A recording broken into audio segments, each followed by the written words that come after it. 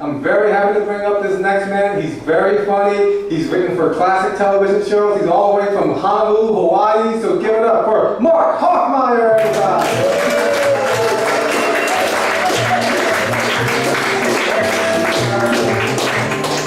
Hey everybody, how are you? How was your Thanksgiving? Was it great? Yeah? Do you have, like big platters covered with turkey and mashed potatoes and green bean casserole, right? Yeah, you have all that all covered with like gravy, lots of gravy. I can see my friend John's face here. I know he loves the gravy. He's got this look of ecstasy on his face, like, pour the gravy on me. I'll tell you what I had for Thanksgiving. I had one roll. I had one small scoop of mashed potatoes. I had a third of a piece of pumpkin pie. And I washed it all down with a tall, cool glass of Pedialyte. That's good eating. Now you may be asking, why, Mark, were you having the brat diet on Thanksgiving? I'll tell you why. Because the night before Thanksgiving, the eatingest day of the year, I had the most horrible food poisoning you can imagine, right? Okay? I ended up eating some leftover shawarma. Now, it had only been in the back window of my car a couple days. I thought it was fine. It was toasty warm, okay? But I eat it. About 2 hours later, puking, runs, fever, chills, hallucinations, right? So about 6 p.m. I'm on the couch, I'm trying to sweat it out, I'm watching Netflix, and I realize something has to happen because my dog is nosing at my face, and then she says to me, dude, you have to go to the ER. And I was like, why? Because I'm your dog and you're hearing me talk to you. I was like, okay. Canine logic, right? I get it. So I slowly gather all my things in a very zombie-like state, wallet, keys. I make my way to the garage. I'm going to drive myself to the ER, right? I was hallucinating, right? Okay, I was delusional. So I literally collapse next to my car on all fours. I crawl out to the driveway. That's as far as I could make it. In the driveway, I dial 911, okay? So, firemen arrive, paramedics arrive. I'm laying there and the paramedic walks up my driveway and the first thing he says to me is, he goes, sir, you're looking a little pale tonight. I'm like the whitest white guy on the planet, right? Okay? I'm like, now I'm really worried. If I'm looking pale, something's going wrong, right? So I look up at him and I go, and you look like a big, furry fireman hamster with the gear on and everything. It's amazing. And he turns to his partner and he goes, let's get him in the wagon. Okay. So they load me in the ambulance. They drive off down the road. They start running all the vitals, right? My vitals are okay. My blood sugar's a little low. But it turns out I'm severely dehydrated. I'm still hallucinating, right? So he looks at me and goes, well, paleface, we're going to have to give you some IV fluids, okay? But I'm so dehydrated, he can't find a vein, right? So it's stick, stick, stick, stick, stick. I'm like, just put a straw in the bag, I'll just drink it, okay? He's like, finally they find it. They start putting IV fluids in.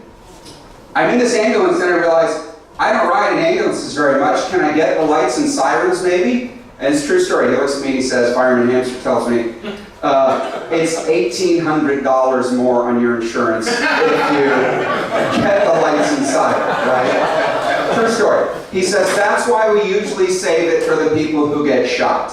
I said, okay, maybe another time, right?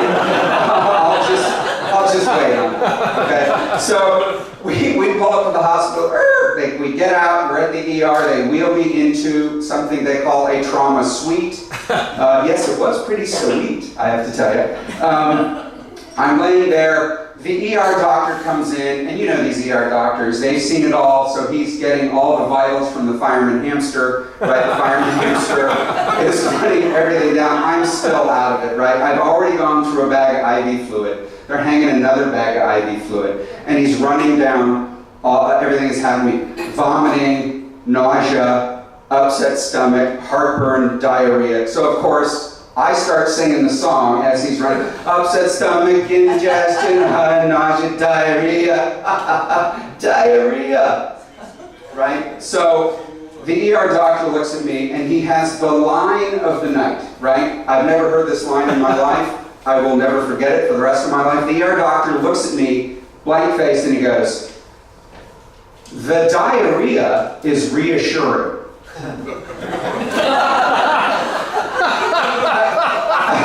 I've never heard those words put together in any order like that in my life, right? You know, I mean, I've never even imagined like Yoda saying, "Reassuring the diarrhea is," right?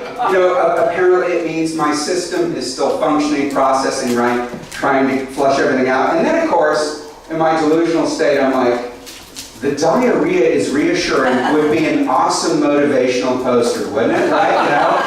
There's no I in team. Hang in there, baby. The diarrhea is reassuring. You know? Just put that up in your bathroom. That'll be fine. Next time you're ill, you can just be sitting there looking at your poster, right? I'm feeling so reassured right now. Oh, so reassured. So, anyway, they start running through more little phrases, medical phrases. I was apparently non-tachycardic, which is good. I worked very hard to stay tachycardic. I'm actually very comfortable with medical phrases because my mom was an RN. In fact, she was an ER nurse, trained. Part of her training was at Cook County in Chicago. Yes, so yeah, she knows about dangerous situations in the ER.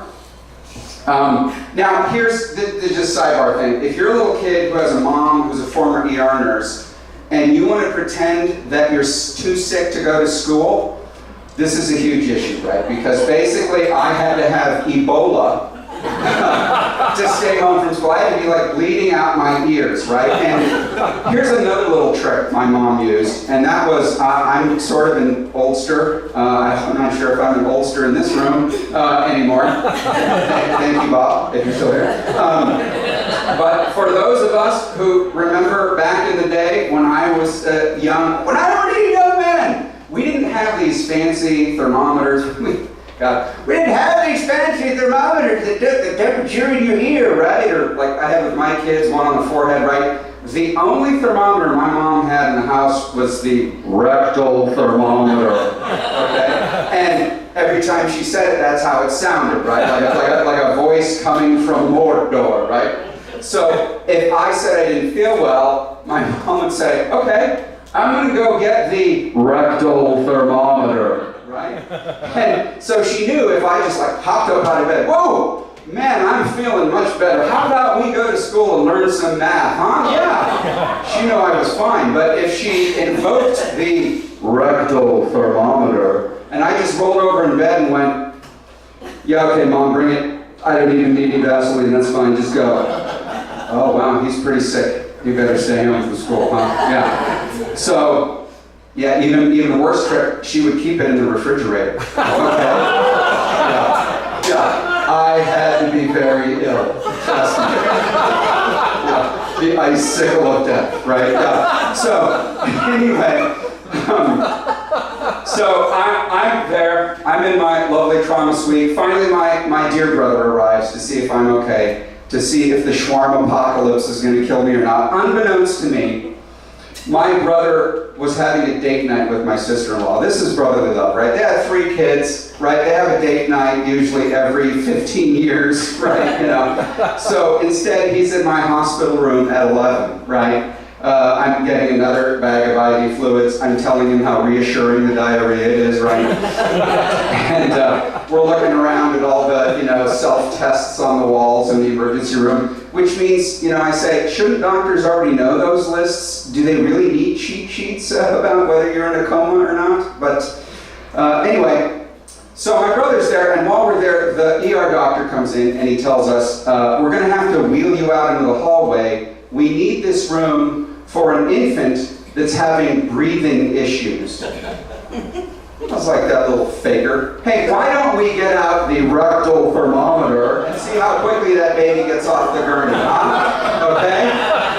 hey, I had children. I know infants. They're selfish, okay? Selfish little creatures, right? So anyway, I give up my room to a little faker, and they push me out the hall, and it's like, you know, it's like a scene from The Walking Dead, right? It's like we're stacked up out in the hallway, but I'm feeling a little bit better because I've had like my I'm working my way through my third bag of IV fluid. I chose orange for this one, too, by the way. I'm having another vial of anti-nausea meds and anti-cramping meds, which I think all of those meds cost me about $5 a piece, if I'm not mistaken, in the ER. They're very inexpensive at ERs when they charge for medication, by the way. So I'm out there in the hallway, and my brother looks at me, and he says, you know, it was 5 years ago this month, 5 years ago this month, that our dad died in the same hospital upstairs, right? And a year after that, our mom died, same place, right? And that was sort of when I realized what Thanksgiving was all about, right? It's not about the football, and it's not about the food, right? It's about the family. It's about those people that love you. It's about who shows up for you in those moments when you eat in bad shawarma, right? You know? And I looked at my brother and I thought, you know, he gave up his date night to be here for me. This is what I'm thankful for, right? This is what I'm thankful for. In Hawaii, where I grew up, we have a word for it. It's called ohana. It means family, right? Family and friends are your ohana. They're the people that love you and show up for you, right? And so I kind of feel like, after I've laid this all out for you good folks here tonight, that we're sort of like ohana, right? And I want to let you know I eventually did get some turkey. I have it at home. It's only been sitting out 2 or 3 days. I'm gonna make some turkey shawarma out of it. Okay? I'd like you all to come over. And you know, so you get a little sick, I just want you to remember, the diarrhea is reassuring. Okay? Happy Thanksgiving to you.